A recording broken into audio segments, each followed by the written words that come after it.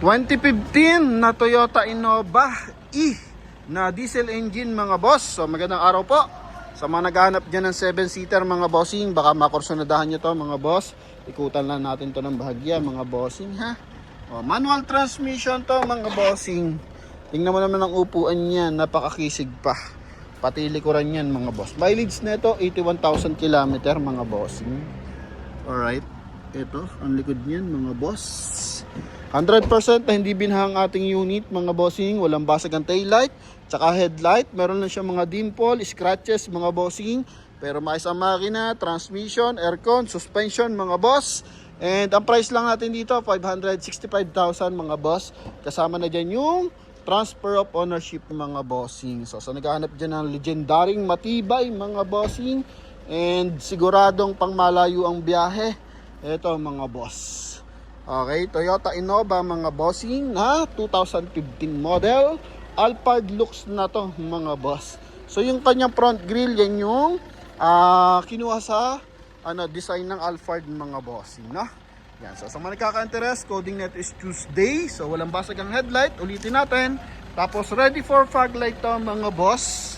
Okay, kasi ito po is E-variant. So yung may fog light na is G variant yon tsaka B variant. Pero kapag J tsaka E, so wala pa. Pero pwede mo rin siya palagyan ng fog light mga bossing, no? Yan, dito sa hood may mga maliliit na scratches mga bossing. Yan. Okay, ito. Yan mga boss. Pero kung di naman kayo maselan sa pintura kapag naman malayo, so mga 1 meter, hindi naman siya masyadong halata mga bossing. So kung talagang malapitan lang or ikakarwas mo, pupunasan mo yung unit, so doon lang siya matitrace or makikita mga boss, no? Pero kapag ganito kalayo mga bossing, so ano naman siya mga boss, hindi naman siya masyadong halata. Then dito, meron to dito dent mga boss na may dimple yan, no?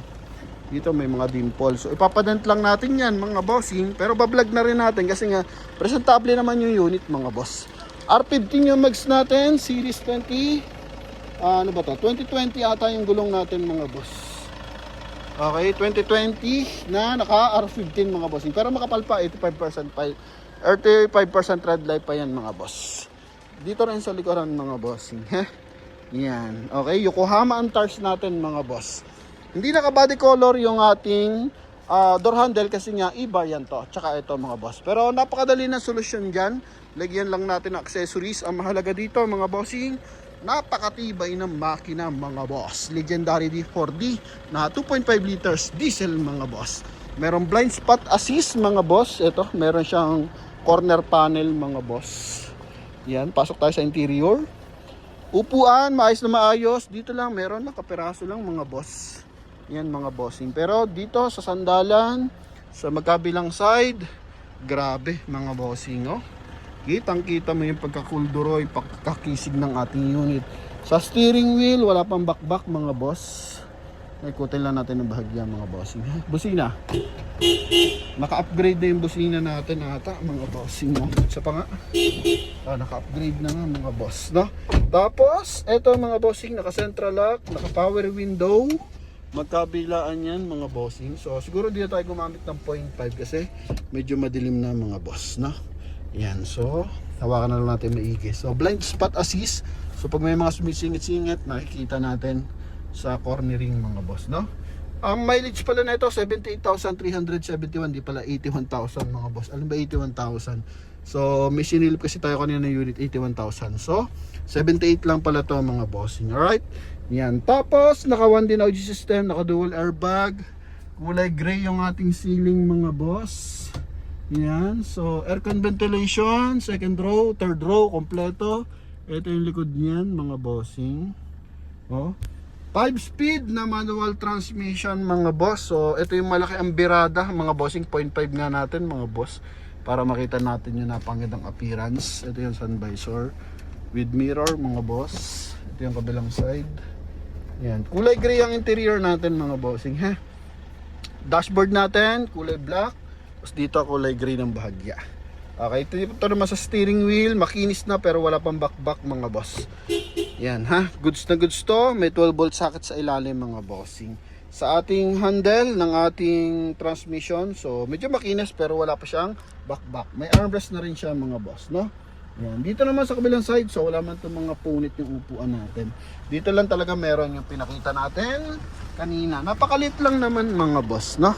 Yan. So kung lalagyan mo siya ng seat cover, hindi na siya pansinin mga boss. Tapos may mga hand grip. Kompleto sa hand grip. Door panel mga boss, wala masyadong gas-gas. Okay, pati dito sa kabilang side. Yan. Ito yung kanyang corduroy na sidings, nandun pa rin mga boss, buong buo, walang punit. Second row. Yan mga boss, oh. Alright, ito. Tapos yung kanyang floor matting na Toyota Innova, nandyan pa rin mga boss. So yun yung release sa Toyota mismo pagka-release ng unit. Likuran, check natin yung ilaw mga boss, kasi kalimitan lang naman sa mga ilaw lang naman tayo nagkakaroon ng concern. Power window, yung mga minor lang ba. Pero sa mga transmission, makina, wala tayo dyan mga boss. Once na may mga tagas, may kalampag, pinapagawa natin ng unit para ready to use na yung ating mga unit mga bossing, no? Pero na lang kapag pass break price. So kapag pass break price, below the market price talaga yon mga bossing. So as is yon. Okay? So ito, may dent dito mga bossing. Tapos dito, scratches. Yan ha. Pero tingnan mo naman yung kanyang third row. Maayos yung hydraulic assist, magkabilaan, pati panel, pati bumper, pati upuan dito mga boss, oh. Unat na unat mga bossing, oh. Yan, oh. Pati sa kanyang aircon ventilation, so hanggang third row yan mga boss. Maluwagang space. Ito yung kabilang side niya. Marami lang siya mga dimple, siguro wala tong parking mga boss. Siguro sa labas lang parking. Pero tingnan mo naman, oh. Ganda ng kulay, no? Pulang-pula mga boss. Alright, so ganyan kasariwa ang appearance niyan. So na-detail na. Papadent lang natin ang bahagya mga boss, ha? Yan. Ito yung kabilang side. Oh, ha? Yan dito. Window. Okay, goods. Yan. Dito rin mga boss. Responsive. Upuan. Yan mga boss. Alright. Then syempre, check natin yung kanyang engine bay. So 565,000 for cash transaction muna tayo mga bossing. Dito may konting gas-gas pero wala naman siyang ilaw sa side mirror. So ano lang naman yan. Kumbaga napaka minor mga boss, no? Yan, ha? So 565,000 cash transaction to mga bossing. Kung kulang yung pera nyo, pwede kayong mag-loan sa bangko mga bossing, no?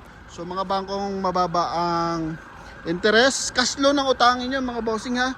Huwag muna mag-car loan mga boss, kasi ang mga bangko ang bilis maghatak mga bossing. So cash loan ang utangin nyo. Kung kayo mag-cash loan, personal loan, yan ang utangin nyo mga bossing. Para at least hindi man kayo makabayad sa inyong utang sa bangko, safe, hindi kayo mahatakan ng unit. Kasi once na mag-car loan kayo mga bossing, pag nagsabay-sabay ang mga bills nyo, hindi naman natin sinasabi na ganun, pero at least advance lang tayo mag-isip. So baka yung inyong isupper is yung sasakyan. So sayang naman yung hinulog nyo mga boss.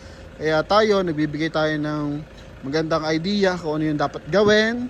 Kung bibili ng sasakyan, kulang ang pera, so try nyo mag-cash loan mga bossing sa Bangko, Metrobank, PS Bank, BDO, basta cash loan mga boss. Okay? Yan, so pandagdag pambili ng unit. So iwas muna tayo sa car loan mga bossing, kasi sobra na dami nating hatak na unit mga bossing. Sa una, dream car. So pag hulugan, medyo masakit sa bulsa mga boss. Lalo na ngayon, yung inflation ng pera, taas baba, taas baba. Okay, so hanggat maaari, wise tayo mag-isip mga bossing, no? Yan, so marami nagtatanong sa atin kung available tayo sa financing mga bossing.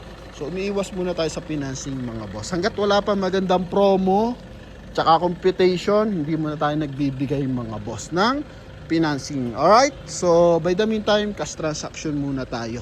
So pasensya na sa mga gusto mag-financing mga boss. So hanggat maaari, punta kayo ng bangko, doon kayo mag-loan ng personal loan. Marami na nakakuha sa atin ng ganyan, no? Teacher na taga Pangasinan, tapos yung mga taga rito lang sa malalapit, yan.